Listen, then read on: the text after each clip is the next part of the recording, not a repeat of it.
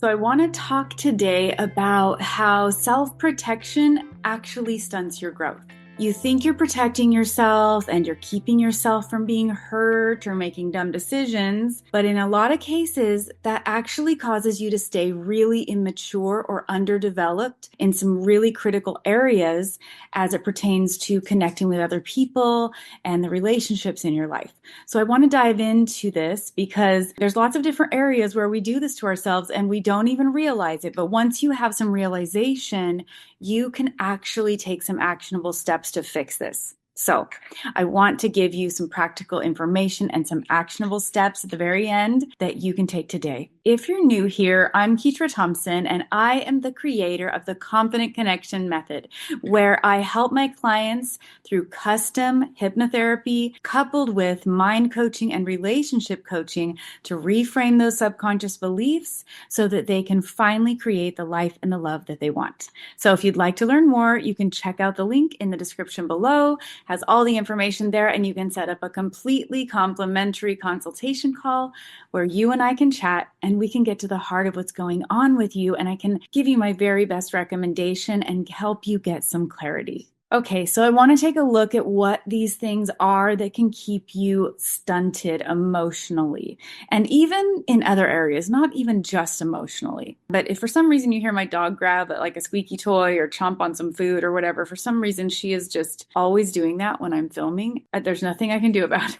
So anyway, I want to talk first about when people choose to wait forever to get married or commit. There is a stunting that happens in that. So we've all seen the 50-plus-year-old that has never been married or was just married for a couple of years once upon a time. Now, when this happens, they are stunting so much of their emotional growth. And it's because they're not choosing to step into a place of challenge because they think, if I wait, then I'm going to be more prepared.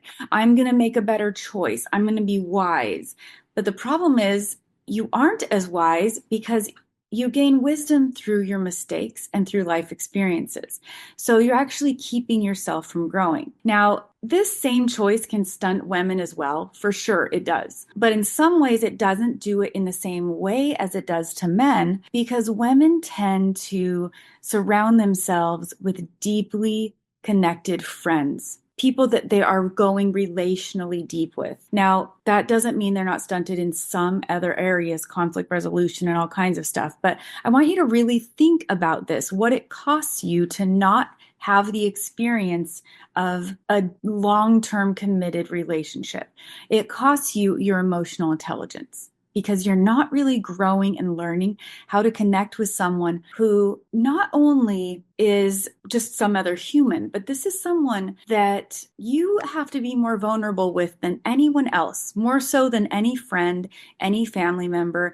Your intimate partner is someone that requires a lot of vulnerability out of you. They're going to see sides of you and things in you that no one else in the world is ever going to see. And so you don't grow in your emotional intelligence or in your level of vulnerability when you aren't in those kinds of relationships.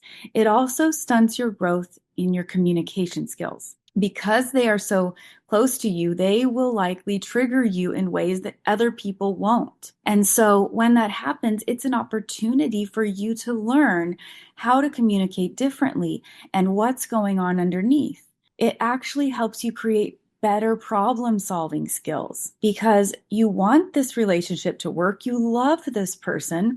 And so it forces you to get out of that place that just says, well, if they don't like me, they can just go find another friend. It's not like that when you're married. There's a level of commitment that makes you settle into learning these problem-solving skills. And it's really where you develop grit. It causes you to have these situations where you have to be selfless.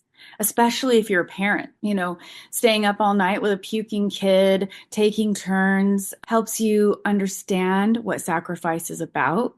It helps you have empathy for your child, for your spouse, for yourself, and forces you into communicating more about your needs and how you're feeling so that you guys can work together as a team. If you don't have those life experiences, then you're not going to get skilled at them. That's just the way it is. We have to have experiences in order to work our way through it, to practice a new way of being, and to be self-reflective.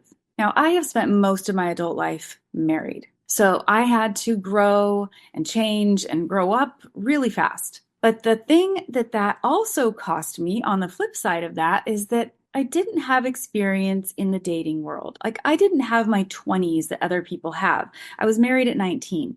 And so whether we're looking at that age group or even, an over 40 age group, if you aren't dating, it's also costing you. Let's say you want to be in a relationship, but you refuse to have the dating experience. So you don't meet anyone. Well, the problem is that you're not understanding some of the communication and banter things that happen. And we're seeing this a little bit in the Gen Z population who might be a little more self-isolating and communicating online, but not in person. And so they may not understand, just like some of the rest of us may not understand if we don't have practice about what that sort of playfulness is between people when they're getting to know each other and when they're dating. It might keep you from feeling confident because you're so inexperienced that you just don't even know what you don't know. You feel really nervous in every situation. But the biggest problem that it can do, and I've experienced this, is that it can cause you to not see red flags. Simple lack of exposure to different kinds of people, different behavior patterns can keep you from seeing red flags when they're not something that you grew up with. So, for example, I didn't see certain red flags in a narcissistic relationship I was in after my divorce and in the dating process because I was being love bombed and I hadn't grown up with people who were like this. And so the tiny little glimpses I did get, I didn't know what to do with that information. I didn't have any reference in my brain to file it away under and go, oh, that's a red flag. That person is incredibly entitled and selfish. And maybe that's going to bring other consequences. I didn't know. And so when we date and we do it without getting too emotionally attached and too emotionally involved too quickly, we give ourselves the time to get curious and to explore what that process is all about, because it is a different process. So in either case, whenever we think we're protecting ourselves, sometimes we got to get real with ourselves and find out whether or not we're actually protecting ourselves. If we're, taking this time because we need to focus on something specific and that's important, great. But if we're putting it off because we haven't found the perfect person or because we don't want to make a mistake, we don't ever want to be seen as a failure, we don't want to feel the embarrassment, then we're just creating a dynamic where we don't have any experience. We don't have any life experience. And I love this quote that Brene Brown always says, and I'm going to read it. It's called The Man in the Arena. And I think this topic really is perfect for this. And so it's by Theodore Roosevelt. And it says, it's not the critic who counts, not the man who points out how the strong man stumbles, or where the doer of deeds could have done them better. The credit belongs to the man who is actually in the arena, whose face is marred by dust and sweat and blood, who strives valiantly, who errs, who comes short again and again, because there is no effort without error or shortcoming, but who does actually strive to do the deeds, who knows great enthusiasms, the great devotions, who spends himself in a worthy cause, who at the best knows in the end the triumph of high achievement, and who at the worst, if he fails, at least he fails while daring greatly, so that his place shall never be with those cold and timid souls who neither know victory nor defeat. That is the essence of what I'm saying. You are not going to grow or expand if you pause your life. Now, sometimes this happens early on and you don't ever make that jump. And what I find most of the time is the 50-year-old man who's never been married lacks emotional intimacy skills, emotional depth, even like the way they live in their space doesn't tend to have a warmth to it or decor or kind of this refined adult characteristic because they haven't ever been challenged to up-level themselves. And it doesn't make them bad, doesn't make them awful, but it means they have avoided real intimacy and connection. And in that process, they have avoided their own growth. And so it can be fixed. It can be something you can work on and catch up with, but it's a lot harder than if you have actually been in some of those situations. Now, the other time I see this is after divorce. I have seen lots of people who stop their growth process there. They don't continue to grow emotionally, or they don't take the time to really focus on the places that maybe got them to the point of divorce in the first place. So basically, they've been in the arena, but they're still stuck once they have the courage to leave. That's a big jump to leave a long-term marriage, but now you're in this world where you haven't actually fixed the things that probably contributed to your divorce in the first place. So these are the ones who believe that only their internal story or experience is valid, that is the truth and the only way to see the situation. They refuse to be curious about other people's perspectives and realities, and they refuse to validate those as something that is true, even in part. They refuse to be curious about their own inner world and the perspective of others. And they refuse to look at themselves and become more aware of their flaws. They tend to look at the fact that they think they did X, Y, Z. I did this and I did this and I did this. And they give yourself an exorbitant amount of credit for the things they did do. And they fail to look at the areas where they might not have been meeting the need of their partner. Maybe they didn't know how to emotionally connect. Maybe they created a dynamic where this person saw that they were doing these things, but they just thought eventually, well, they would do these things around the house whether I was here or not. But what I'm not getting is any depth or connection with me. They don't want to know about me deeply. They aren't taking their time to connect with me deeply. I could just be anybody that they want to have sex with. Like, they don't feel special in their partner's life. And these people tend to think, well, I did all these things and I'm the victim here. And so they refuse to grow and they refuse to get help so that they can live a different life. So that's sort of the exception to this theory of we learn and grow from the experiences that we have. So we've got to throw ourselves in the arena and get in there and learn. And it's true. But there are also stumbling blocks in our mind that can really keep us from learning from some of those experiences. So I want to give you some actionable steps that you can take today. But first, I want to explain briefly about why this feels so difficult. Now, our subconscious mind is programmed primarily from birth to age 7. And then after that, it's affected and reprogrammed primarily through big traumatic events or complex trauma, sort of negative experiences.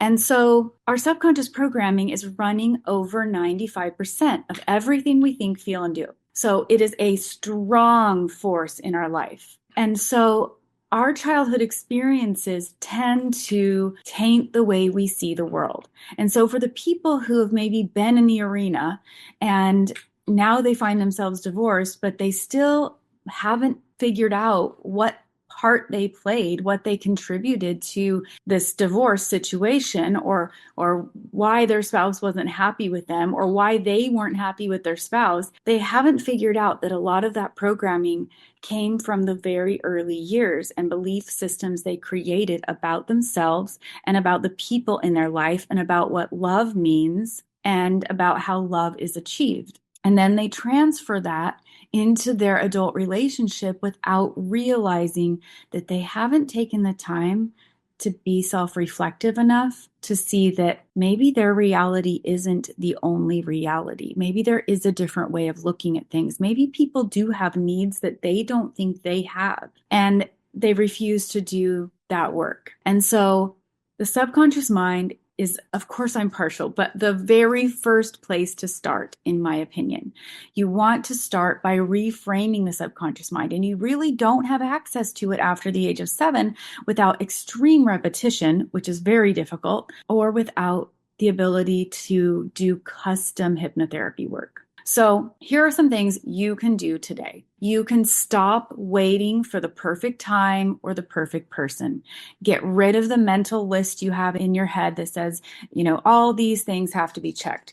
There's a big difference between pet peeves and deal breakers. And you need to understand what your real deal breakers are and step into the arena and start this process of sifting and sorting without so much judgment, but with more curiosity than anything else. You need to be able to take some actionable steps to grow and to learn. And you're probably not going to do that on your own because your subconscious thought process is going to tell you all the things that you already believe, that you already think are true, and it's not going to challenge you. You need someone else to challenge you, whether that be a mentor, a coach, hypnotherapist, a counselor, whatever it is, someone who isn't going to just automatically agree with your perspective on everything. You need the challenge. And then you need to be able to look at what your patterns and stories are, and you need to start the process of challenging yourself. Your stories and patterns are what's underneath. That is your window into the subconscious. So when something happens and you kind of have a narrative that goes to your head, oh, that's always the way it is. Yeah, of course, typical. That's your story. You got to pause there and go, wait, what is the story I'm telling myself? What does that mean? Where did I get that from? Can I know with 100% certainty that this assumption I'm making is accurate? You absolutely cannot. None of us can. And so you've got to be able to step into curiosity and challenge those thoughts and go the opposite and go, what if I'm wrong? What if there's something I'm missing here? You've got to get curious. And the biggest part of all of this is that you have got to decide that failure is good. Failure is the hugest part of success. You will not get success without failure. So stop trying to protect yourself from failure and make some educated decisions. I'm not saying throw all caution to the wind, but some educated decisions to step toward your goals and accept the fact that failure is going to be a part of that process. The people who succeed are the people who pick themselves up again and again and are curious about what went wrong the first time so they can do it different the next time. And they choose to be self-reflective and they get out of that assumption rut that is keeping them so stuck in their life. So if you are someone who is finding yourself emotionally underdeveloped or underdeveloped in some other area of your life and you want some help with that, the subconscious work is the best place to start because we can get to the heart of why this fear has been controlling you and what the belief system around that was and reframe that so you can move forward with so much less resistance and a better connection to who you really are, your authentic self. So if this content has resonated with you, I would really appreciate it if you would click like and subscribe so you can be notified every time I post a new video. And until next time, I hope you curate a life by your own design.